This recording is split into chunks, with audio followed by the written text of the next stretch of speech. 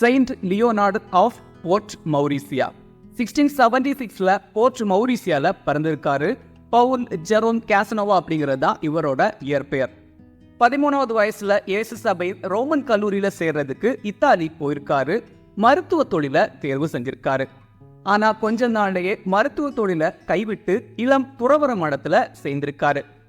Saint பொனவஞ்சவி கல்லூரியில படிப்பு முடிச்சதுக்கு பிறகு குருத்துவ அருட்பொழிவை பெற்றிருக்காரு. அதே கல்லூரியில பேராசிரியராகவும் பணியாற்றியிருக்காரு. லியோனார்டு 18ஆம் நூற்றாண்டோட மிகச்சிறந்த போதகர் அப்படின்னு அழைக்கப்படுறாரு.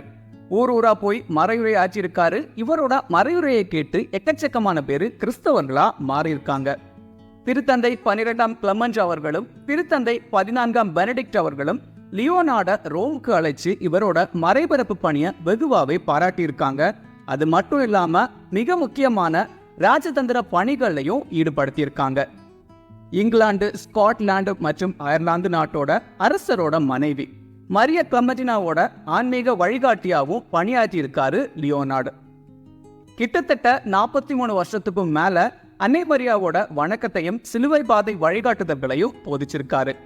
கடினமான உழைப்பின் காரணமா உடல் ரொம்பவே பாதிக்கப்பட்டு 75வது வயதுல செயின்ட் பொனவென்சுரா துறவற இல்லத்துல வச்சு இறந்து போயிருக்காரு லியோனார்டு.